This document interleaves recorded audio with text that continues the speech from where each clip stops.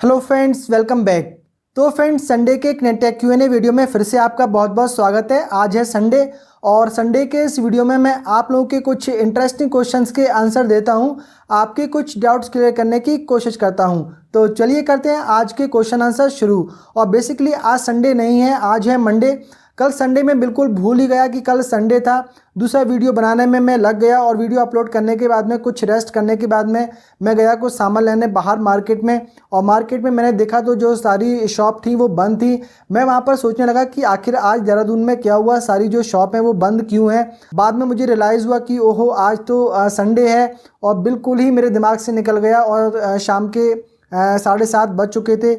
फिर मुझे लगा कि अब मैं वीडियो शूट करूँगा, एडिट करूँगा और अपलोड करूँगा तो बहुत टाइम हो जाएगा, 10-11 रात के बज जाएंगे। तो फिर कल अपलोड करूँगा, तो इसलिए कल के लिए माफ़ी चाहता हूँ। तो कल वाला जो संडे का वीडियो है आज मैं यहाँ पर ये अपलोड कर रहा हूँ।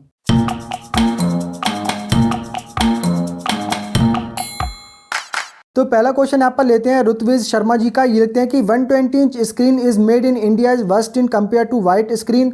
और दूसरे क्वेश्चन में लिखते हैं I bought from Amazon but screen not going white. तो ऋत्विज शर्मा जी पूछ रहे हैं ALR रिफ्लेक्टिव स्क्रीन के बारे में। तो देखिए, जो ये रिफ्लेक्टिव ALR स्क्रीन है ये मेड इन इंडिया नहीं है, ये कम्प्लीटली मेड इन चाइना है। चाइना में बनकर आती है। इंडिया में जो है एक्स इलेक्ट्रॉन ब्रांड है, इसे इंपोर्ट करके सेल करते हैं। गाज़ियाबाद में एक्स इलेक्ट्रॉन ब्रांड का ऑफिस है, तो वहीं से ये सेल की जाती हैं। और डेफिनेटली इसकी जो पिक्चर क्वालिटी है वो काफ़ी बढ़िया है। LED टीवी से भी बेटर पिक्चर क्वालिटी इस पर मिलती है। अगर सिर्फ फ्रंट से हम देखते हैं तो बिल्कुल एकदम स्क्रीन के सेंटर में बैठकर देखते हैं, तो अगर 1 फीट भी इधर उधर जाते हैं तो जो कलर हैं इसके ख़राब हो जाते हैं, एकदम कलर डल हो जाते हैं, पिक्चर क्वालिटी डल हो जाती है।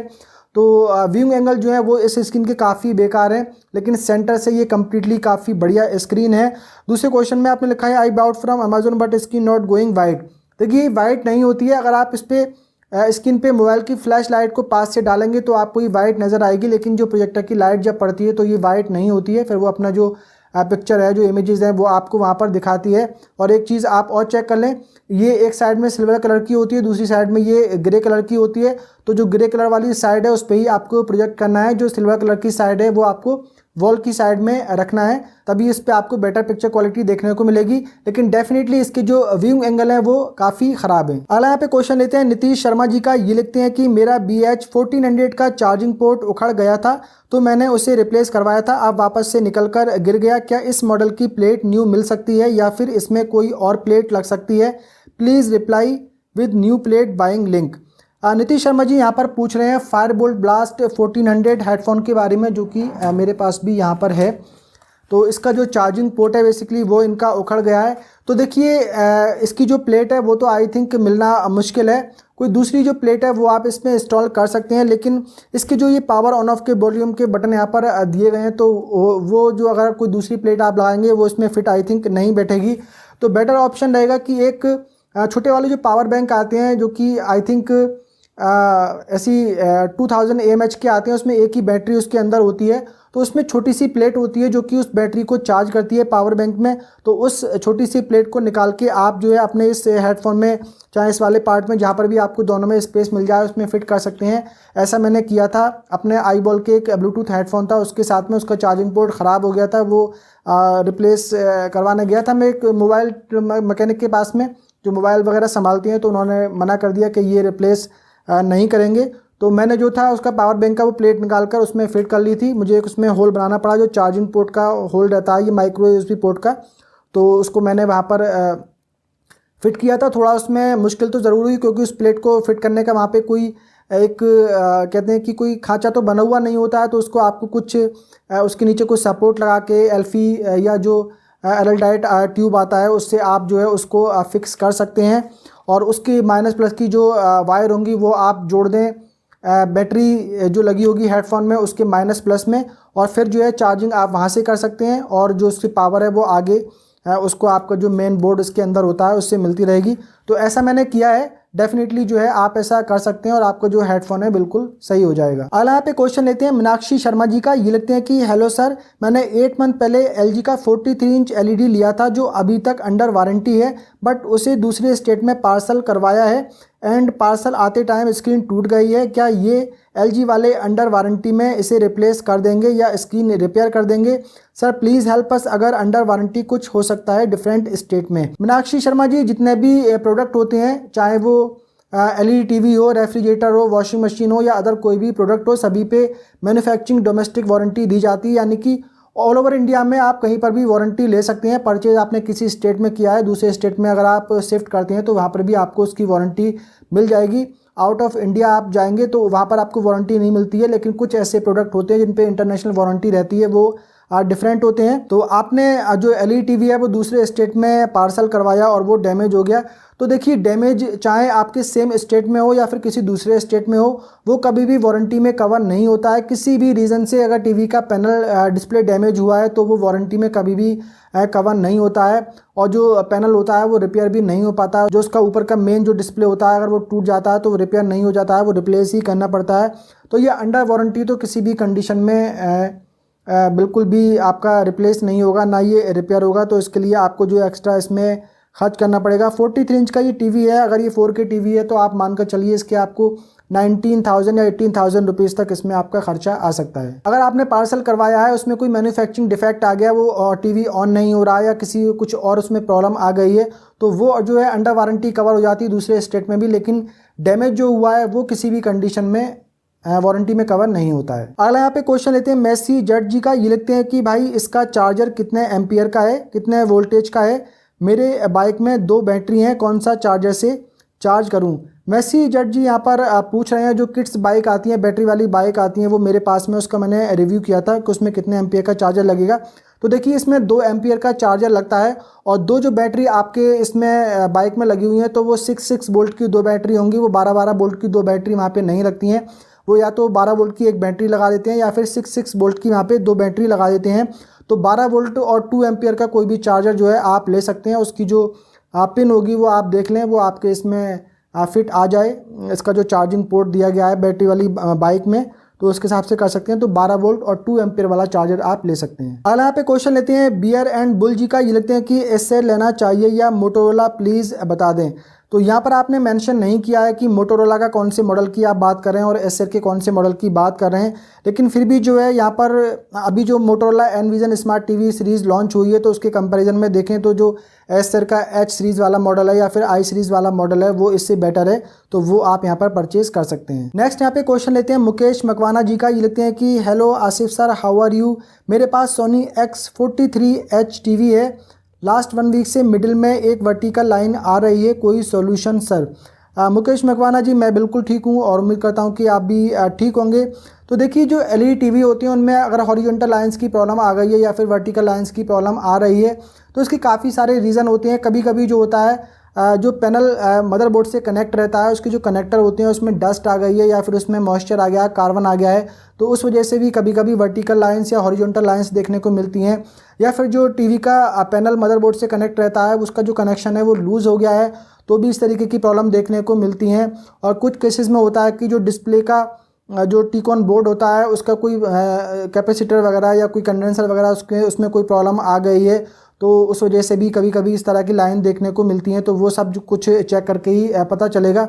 अगर आपका टीवी ये वारंटी में नहीं है तो फिर आप क्या काम कर सकते हैं कि इसका टीवी का बैक कवर को आप रिमूव करें, सारे स्क्रू वगैरह निकाल कर टीवी का बैक कवर रिमूव कर लें, और जो डिस्प्ले मदरबोर्ड से कनेक्ट है उसके कनेक्टर को आप बड़े आराम से निकालें। वो काफ़ी छोटी छोटी पिन होती है वहाँ पे, तो वो डैमेज ना हो जाए, तो उसको वहाँ से आप निकाल कर उसके कनेक्टर को, रिबन वायर होगी, रिबन वायर को आप उसमें 19-20 अप्रॉक्स में पिन होती हैं, उन पिन को आप देखें कि उन पे कोई मॉइस्चर तो नहीं है, उन पे कुछ डल कलर तो नहीं हो रहा है, वो वैसे गोल्डन कलर में होती हैं लेकिन कुछ ब्लैक सा तो नहीं हो रहा है, या उन पे डस्ट तो नहीं आ रही है, कुछ कार्बन तो नहीं आ रहा है। अगर कार्बन वगैरह आ रहा है तो उसको आप किसी भी जो शेविंग वाला ब्लेड होता है उससे आप हल्के हल्के से रब करके उसके कार्बन को रिमूव कर दें और फिर दोबारा उसको लगाएं, तो डेफिनेटली जो ये प्रॉब्लम है वो दूर हो जाएगी। अगर कुछ कैपेसिटर या कंडेंसर वगैरह ख़राब हुआ होगा टीकॉन बोर्ड का डिस्प्ले के, तो फिर उस कंडीशन में ठीक नहीं होगी, तो वो पूरा जो है यहाँ पर चेक करके ही पता लगेगा। और उस कनेक्टर को क्लीन करने के लिए कोई थिनर, पेट्रोल या कोई लिक्विड वगैरह आप यूज़ ना करें। सिर्फ जो शेविंग वाला जो ब्लेड आता है उससे आप धीरे धीरे करके उस कार्बन को वहाँ से रिमूव कर दें। मैंने एक टीवी ऐसे किया है, उसमें इस तरीके की 5-6 लाइनें आ रही थी, तो जब मैंने उसका कनेक्टर निकाला तो उसमें काफ़ी कार्बन सा मुझे लगा, वो ब्लैक ब्लैक सी पिन उसकी हो रही थी। मैंने रब करके दोबारा लगाया, वो ठीक हो गया। ऐसे ही मेरे लैपटॉप का जो कीबोर्ड था वो कीबोर्ड ने काम करना बंद कर दिया था, उसको भी मैंने ऐसे ही रब करके लगाया, वो ठीक हो गया। टच पैड का जो कनेक्टर था उसमें 4 पिन थी, उसमें भी यही प्रॉब्लम आ रही थी, उसमें भी कार्बन था, तो वो भी मैंने इस तरीके से ठीक किया। तो काफ़ी सारे केसेस में जो है ठीक हो जाता है, लेकिन अगर कोई कंडेंसर कैपेसिटर वगैरह ख़राब हुआ होगा तो फिर ठीक नहीं हो पाएगा, वो फिर रिपेयर ही करवाना पड़ेगा। अगला यहाँ पे क्वेश्चन लेते हैं रोहित पांड्या जी का। ये लिखते हैं, कृपया संडे के Q&A शो में मेरा प्रश्न लें। मेरे पास साउंड बार है, अतः साउंड के लिए कोई समस्या नहीं है। दोनों टीवी में से पिक्चर क्वालिटी किसकी अच्छी है? रोहित पांड्या जी, यहाँ पर आपने टीवी मॉडल मेंशन नहीं किया है, कौन से टीवी मॉडल की यहाँ पर बात कर रहे हैं। हो सकता है कि आपने पहले इससे कोई कमेंट किया हो, मुझे वो ध्यान में नहीं आ रहा है। तो अगर आप मुझे बता दें कि कौन से मॉडल की बात कर रहे हैं, कौन से 2 मॉडल की बात कर रहे हैं जिसमें से मुझे यहाँ पर बताना है कि कौन सा अच्छा है, तो वो आप अगर मेंशन कर देंगे तो बेटर होगा। आपने यहाँ पर रिक्वेस्ट की थी, इसलिए आपका जो ये क्वेश्चन है मैं यहाँ पर संडे Q&A में ले रहा हूँ। और माफ़ कीजिए, कल संडे में मैं वो नहीं ले पाया, तो आज जो है मैं यहाँ पर ये इंक्लूड कर रहा हूँ।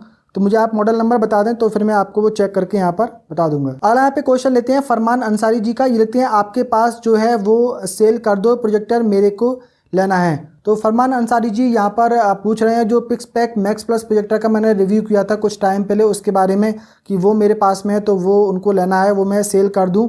और दूसरे क्वेश्चन में लिखते हैं, भाई कैसा एक्सपीरियंस है आपका, सही सही बताओ प्लीज़, 20 के बहुत होते हैं अपने लिए एंड ब्लूटूथ एक्सपीरियंस। फरमान अंसारी जी, देखिए वैसे तो मैंने अपने उस प्रोजेक्टर के रिव्यू में सब कुछ डिटेल में बताया है कि ब्लूटूथ पे कैसी क्वालिटी मिलती है, ब्लूटूथ में कितना डिले मिलता है, कितनी लेटेंसी वहाँ पर आती है, पिक्चर क्वालिटी कैसी, सब कुछ मैंने बताया है। और जो ये प्रोजेक्टर है मेरे पास में ये रिव्यू यूनिट आया था और कोई मुझे उसके लिए पेमेंट वहाँ पे नहीं मिला, सिर्फ मेरे पास में रिव्यू यूनिट आया था और वो मुझसे 1 महीने बाद जो है वापस ले लिया गया। मुझे कुछ भी उसमें ना पैसा मिला ना वो रिव्यू यूनिट रखने के लिए मिला, सिर्फ मुझे एक कूपन कोड दिया गया कि अगर कोई भी जो पर्सन है वो उस कूपन कोड का यूज़ करके परचेज़ करेंगे तो उन्हें जो पर्सन है 3000 रुपीज़ का उस पर डिस्काउंट मिल जाएगा। तो पिक्सपैक मैक्स प्लस जो प्रोजेक्टर है वो ddeal.in और picspack.in से परचेज़ किया जा सकता है। वहाँ पे आई थिंक 22-23 हज़ार रुपये उसका प्राइस है और TST3 अगर कूपन कोड यूज़ कर लेंगे तो वहाँ पे 3000 रुपीज़ का डिस्काउंट मिल जाता है। तो बस इतना ही बेनिफिट मिला कि आप लोगों के लिए वहाँ पे जो कूपन डिस्काउंट मिल गया, बाकी कोई पैसा मुझे नहीं मिला, ना बाकी रिव्यू यूनिट भी नहीं मिला, वापस मेरे पास से चला गया। फिर भी जो कुछ था उस प्रोजेक्टर के बारे में मैंने बताया था और डेफिनेटली वो 20,000 के अंडर में काफ़ी बढ़िया प्रोजेक्टर है। मैं ऑन A6 यूज़ कर रहा हूँ, उसकी कंपैरिजन में काफ़ी बढ़िया पिक्चर क्वालिटी उस पर मिल रही है और रिमोट से ही फोकस करने का ऑप्शन उसमें मिल जाता है। ब्लूटूथ में डेफिनेटली कुछ वीडियोस में थोड़ी सी लेटेंसी देखने को मिली, कुछ वीडियोस में ब्लूटूथ के ज़रिए जो लेटेंसी बिल्कुल भी नहीं आई। तो 20,000 के अंडर में आई थिंक जो पिक्सपैक मैक्स प्लस प्रोजेक्टर है काफ़ी बढ़िया है, कॉम्पैक्ट साइज़ में मिल जाता है और पिक्चर क्वालिटी कॉन्ट्रास्ट वगैरह उसमें काफ़ी बढ़िया मिल जाता है। तो आप चाहें तो ddeal.in से और picspack.in से उसे परचेज कर सकते हैं। TST3 कूपन कोड आप यूज़ कर लें तो आपको वहाँ पे 3000 रुपीज़ का डिस्काउंट मिल जाएगा। अगला यहाँ पे क्वेश्चन लेते हैं संतोष जी कुमार जी का। ये लिखते हैं कि सबसे अच्छी टीवी और बजट के अंदर HDR10 देखने के लिए कौन सी टीवी खरीदें भाई, और बजट में भी हो, परफेक्ट है, ज़रा साउंड बढ़िया होना चाहिए, कृपया मेहरबानी करके ज़रा एडवाइस की, धन्यवाद, नमस्कार जी, जय हिंद जय हिंद। और टीवी में एंड्रॉयड होना ज़रूरी है, दूसरा सिस्टम समझ में नहीं आता, thank you, God bless you. Santosh Kumar ji, आपकी दुआओं के लिए आपका शुक्रिया। और आपने यहाँ पर स्क्रीन साइज़ मेंशन नहीं किया है और किस बजट के अंडर में आपको टीवी लेना है वो भी आपने यहाँ पर मेंशन नहीं किया है। अब जो बजट है वो हर एक के लिए डिफरेंट होता है, तो फिर भी मैं यहाँ पर आपको 2 टीवी मॉडल बता देता हूँ जो कि आप परचेज़ कर सकते हैं। तो हाईसेंस टोर्नाडो 2.0 मॉडल आप परचेज़ कर सकते हैं, वो काफ़ी बढ़िया टीवी है। उसका आपको 43 इंच तो आई थिंक नहीं मिलता है, 50 इंच और 55 इंच का वेरिएंट मिल जाएगा, काफ़ी बढ़िया टीवी है। इसके अलावा आप view glow LED TV purchase कर सकते हैं, वो भी काफ़ी बढ़िया टीवी है, ये बजट रेंज में ही आ जाते हैं।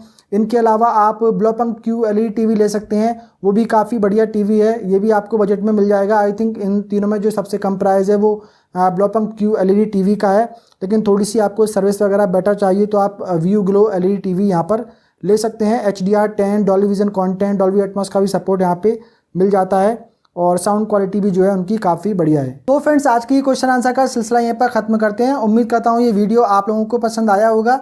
पसंद आया हो तो वीडियो को कर दीजिए लाइक एंड शेयर, और अगर आपने पहली बार हमारे चैनल पर विजिट किया है तो चैनल को कर लीजिए सब्सक्राइब और बेल आइकन को भी प्रेस कर दीजिए। मिलते हैं किसी अगले वीडियो में, तब तक के लिए बाय बाय।